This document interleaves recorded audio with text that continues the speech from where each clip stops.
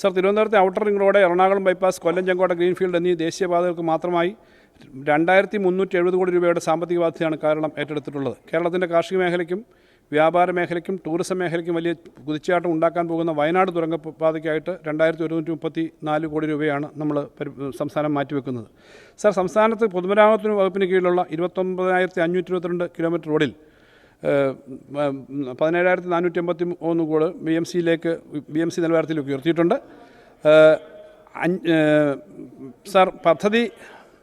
Sir, പൊതുമരാമത്തിൻ്റെ വിവിധ സംസ്ഥാന പാതകൾ അടക്കമുള്ള എല്ലാ ഡീറ്റെയിൽസിലേക്കും പോകുന്നില്ല. പിന്നെ ഇത് എല്ലാ പ്ലാനിനകത്തുള്ള എല്ലാം ഓരോന്നും വായിക്കേണ്ടതില്ലെന്ന് തോന്നുന്നു ഞാൻ.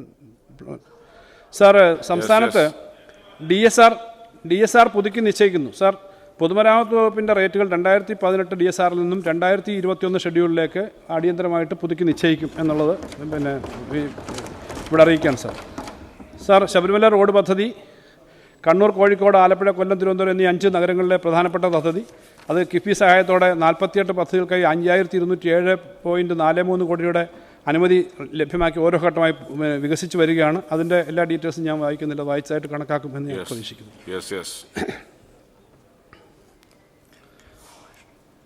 സാർ, പൊതുമരാമത്ത് വകുപ്പിലെ പാലങ്ങളുടെ വളരെ ഡീറ്റെയിൽസ് ഉണ്ട്. സംസ്ഥാനത്ത് ദേശീയപാതകൾക്കായിട്ട് 508.5 കോടി രൂപയ്ക്ക് 403 കിലോമീറ്റർ ദൈർഘ്യമുള്ള 30 റോഡുകൾ മെച്ചപ്പെടുത്തുന്ന പ്രവർത്തനം നടക്കുന്നുണ്ട്. റോഡ് ഗതാഗത മേഖലയ്ക്ക് 198.84 കോടി രൂപ വകയിരുത്തുന്നു. അതുപോലെ അടുത്തത് KSRTC ആണ്. സാർ, KSRTCക്ക് 2011-16 കാലയളവിൽ KSRTCക്ക് 1220.82 കോടി രൂപയാണ് അനുവദിച്ചെങ്കിൽ ഒന്നാം പിണറായി സർക്കാർ 2016-21 കാലയളവിൽ 4923.58 കോടി രൂപ അനുവദിച്ചു. അതായത് 4 ഇരട്ടി കൂടുതൽ അനുവദിച്ചു. തുടർഭരണം കിട്ടി ഈ സർക്കാർ ഭരണത്തിലേറി നാളിതുവരെ 6864.22 കോടി രൂപ KSRTCക്ക് അനുവദിച്ച് നൽകിയിട്ടുണ്ട്.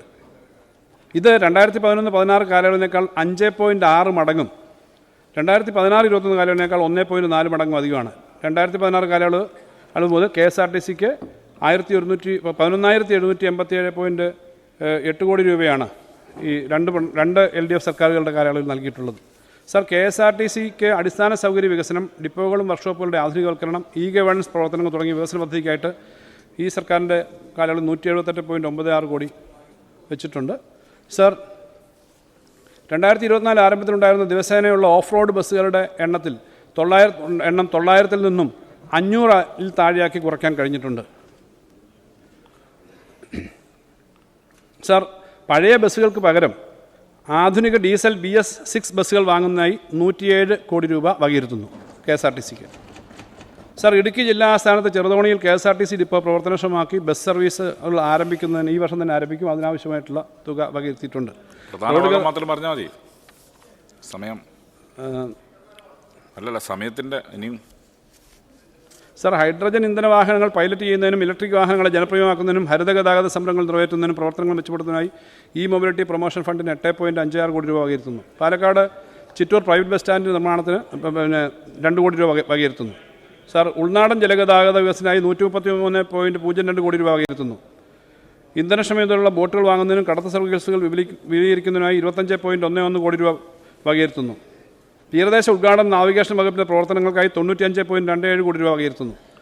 കണ്ണൂർ വിമാനത്താവളം സാർ, ഭൂമി ഏറ്റെടുക്കുന്നതിനുൾപ്പെടെ കണ്ണൂർ വിമാനത്താവളത്തിൻ്റെ അടിസ്ഥാന സൗകര്യ വികസനത്തിനായി ഈ സർക്കാർ അധികാരത്തിലെത്തിയതിന് ശേഷം 526.63 കോടി രൂപ ധനസഹായം നൽകിയിട്ടുണ്ട്. 2025-26 കണ്ണൂർ വിമാനത്താവളത്തിൻ്റെ വികസന പ്രവർത്തനങ്ങൾക്കായി 75.51 കോടി രൂപയുടെ ചെലവ് പ്രതീക്ഷിക്കുന്നു.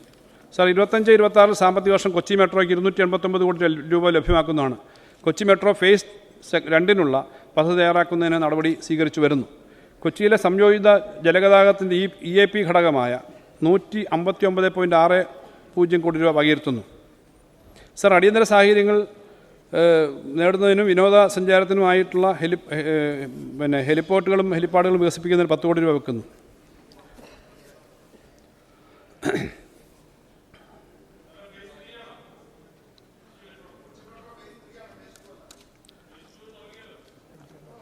അതിൻ്റെ എക്സ്റ്റൻഷൻ, വിനോദസഞ്ചാരം, ടൂറിസം വരുമാനത്തിൻ്റെ കാര്യത്തിൽ കേരളം കോവിഡിന് മുമ്പുള്ളതിൽ തുല്യമായ നിലയിലെത്തി. സാർ, 2023 43,647 കോടി രൂപയാണ് ടൂറിസം മേഖലയിലെ വരുമാനം. ടൂറിസം മേഖലയ്ക്ക് ആകെ 385.02 കോടി രൂപ വകയിരുത്തുന്നു. ഇത് മുൻ വർഷത്തേക്കാൾ 6 കോടി രൂപ അധികമാണ്.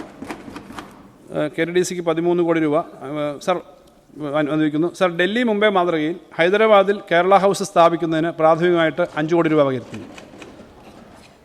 ദേശീയ അന്തർദേശീയ ടൂറിസം വിപണന പ്രവർത്തനങ്ങൾക്കായി 80 കോടി രൂപ വകയിരുത്തുന്നു.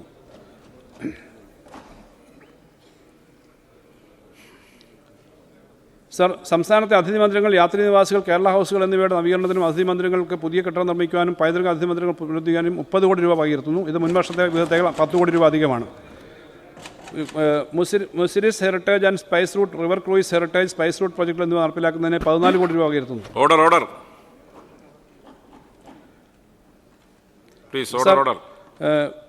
ടൂറിസം സാധ്യതകളുടെ വികസിപ്പിക്കുന്നതിനായി കൊല്ലത്തൊരു മറീന നിർമ്മിക്കുന്നതിനാണ്. ഇതുവഴി അറബിക്കടലിന് അനുബന്ധമായ ആഗോള ടൂറിസം നെറ്റ്വർക്കുമായി ഇത് ബന്ധിപ്പിക്കാൻ കഴിയും. മറീന നിർമ്മിക്കുന്നതിന് പ്രാഥമിക 5 കോടി രൂപ വകയിരുത്തുന്നു. സർ, ചാമ്പ്യൻസ് ബോട്ട് ലീഗിനായി 8.96 കോടി രൂപ വകയിരുത്തുന്നു. തൃശ്ശൂർ പുത്തൂർ സുവോളജിക്കൽ പാർക്കിനായി 6 കോടി രൂപ വകയിരുത്തുന്നു. സർ, കോഴിക്കോട് ജില്ലയിൽ വനംവകുപ്പിന് കീഴിൽ ഒരു പുതിയ ബയോളജിക്കൽ പാർക്ക് സ്ഥാപിക്കുന്നതിനായി 5 കോടി രൂപ വകയിരുത്തുന്നു. കൊല്ലത്ത് ശാസ്താംകോട്ട ടൂറിസം പദ്ധതിക്കായി 1 കോടി രൂപ വകയിരുത്തുന്നു. സാർ, പരിസ്ഥിതി സൗഹൃദ ടൂറിസത്തിൻ്റെ ഭാഗമായി തിരുവനന്തപുരത്തെ പൊന്മുടിയിൽ ഒരു റോപ്പ് വേ വികസിപ്പിക്കാൻ ഉദ്ദേശിക്കുന്നു. ഇതിൻ്റെ സാധ്യതാ പഠനത്തിനായി 50 ലക്ഷം രൂപ മാറ്റിവെക്കുന്നു. സാർ, വിനോദസഞ്ചാരികളിൽ വർദ്ധിച്ചു വരുന്ന ട്രെക്കിംഗ് താല്പര്യം പ്രോത്സാഹിപ്പിക്കുന്നതിനായി വനയാത്രാ പദ്ധതിക്ക് 3 കോടി രൂപ അനുവദിക്കും. സാർ, കേരളത്തിൻ്റെ ഡിസൈൻ പോളിസിയിൽ പറഞ്ഞിരിക്കുന്ന നിർമ്മാണ കോഡ്, നിർദ്ദിഷ്ട നിർമ്മാണ പാറ്റേൺ, കളർ സ്കീം, സൗന്ദര്യാത്മക രൂപകൽപ്പന എന്നിവ ഉൾപ്പെടുത്തിയുള്ളൊരു മാതൃകാ വിനോദസഞ്ചാര കേന്ദ്രം രൂപീകരിക്കുന്നതിനായി 5 കോടി രൂപ വകയിരുത്തുന്നു. സാർ, സംസ്ഥാനത്തെ എല്ലാ വിദ്യാഭ്യാസ ഗവേഷണ സ്ഥാപനങ്ങൾക്കും പൊതുസൗകര്യമായ ഒരു നൂതന കമ്പ്യൂട്ടേഷണൽ മോഡലിങ്ങിനും സിമുലേഷനുമായി ഒരു സൂപ്പർ കമ്പ്യൂട്ടിംഗ് കേന്ദ്രം സ്ഥാപിക്കുന്നതിന് 10 കോടി രൂപ വകയിരുത്തുന്നു. സാർ, ശാസ്ത്ര സാങ്കേതിക പരിസ്ഥിതി കൗൺസിലിന് കീഴിലുള്ള 7 ഗവേഷണ സ്ഥാപനങ്ങൾക്കായി 64.2 കോടി രൂപ വകയിരുത്തുന്നു. ഇൻസ്റ്റിറ്റ്യൂട്ട് ഓഫ് വൈറോളജിക്ക് 50 കോടി രൂപ വകയിരുത്തുന്നു. സാർ, പൊതുവിദ്യാഭ്യാസം കിഫ്ബിയുടെ പദ്ധതിയിൽ ഉൾപ്പെടുത്തി 376 സ്കൂളുകളുടെ നിർമ്മാണം ഈ സർക്കാർ അധികാരത്തിൽ വന്നതിന് ശേഷം പൂർത്തീകരിച്ചിട്ടുണ്ട്. 400-ലധികം സ്കൂൾ കെട്ടിടങ്ങളുടെ നിർമ്മാണം പൂർത്തീകരിച്ചുകൊണ്ടിരിക്കുകയാണ്. സാർ, 2021 മെയ് മാസത്തിന് ശേഷം സർക്കാർ എയ്ഡഡ് മേഖലയായി 30,564 അധ്യാപക നിയമനങ്ങൾ നടത്തിയിട്ടുണ്ട്. സാർ, കൂടാതെ 2,612 അനധ്യാപക നിയമനങ്ങൾ നടത്തിയിട്ടുണ്ട്. സാർ, കുടിശ്ശികയായിരുന്ന LSS USS സ്കോളർഷിപ്പ് തുക സംബന്ധിച്ച് മുഴുവൻ വിദ്യാർത്ഥികൾക്കും നൽകി തീർത്തിട്ടുണ്ട്. ഇപ്പോൾ അതിനനുസരിച്ചുള്ള കൂടുതൽ ഫണ്ടും ഈ വർഷത്തേക്ക് മാറ്റിവെച്ചിട്ടുണ്ട്. സാർ, വിദ്യാകിരണം പദ്ധതി അടക്കം ഉള്ള വിവിധ പദ്ധതികൾ ഈ ഘട്ടത്തിൽ നടപ്പിലാക്കിയിട്ടുണ്ട്. അതിൻ്റെ ഡീറ്റെയിൽസ് ഉണ്ട്. സാർ, ഞാനതെല്ലാം പറയുന്നില്ല.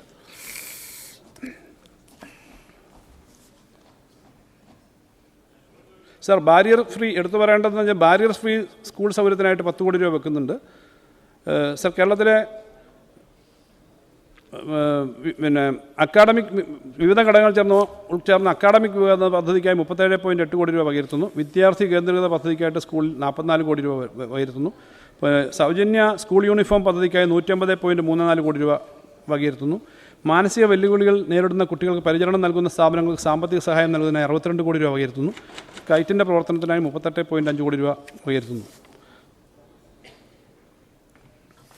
സാർ, കേന്ദ്രാവിഷ്കൃത പദ്ധതിയായ സമഗ്ര ശിക്ഷ അഭിയാനുള്ള ആകെ സംസ്ഥാന വിഹിതം 340 കോടി രൂപയാണ്. ഇതിൽ 55 കോടി രൂപ സംസ്ഥാന പദ്ധതി വിഹിതത്തിൽ നിന്നും ബാക്കി തദ്ദേശ സ്വയംഭരണ സ്ഥാപനങ്ങളുടെ വിഹിതത്തിൽ നിന്ന് കണ്ടെത്തുകയാണ്. സമഗ്ര ശിക്ഷ അഭിയാൻ്റെ പ്രൊജക്ട് ഡയറക്ടറേറ്റ് നടപ്പാക്കുന്ന പ്രവൃത്തികൾക്കായിട്ട് 20.5 കോടി രൂപ വിലയിരുത്തുന്നു. കുട്ടികളുടെ ആഹാര നില മെച്ചപ്പെടുത്തുന്ന ഉച്ചഭക്ഷണ പദ്ധതിക്കായി 402.14 കോടി രൂപ വകയിരുത്തുന്നു.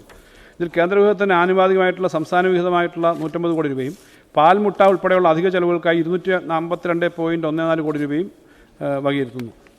സാർ, ഉന്നത വിദ്യാഭ്യാസ മേഖലയിൽ വിവിധ പദ്ധതികളുണ്ട്. അതിനകത്ത് എല്ലാ കാര്യവും വായിച്ചതായിട്ട് കരുതും എന്ന് ഞാൻ കരുതുന്നു.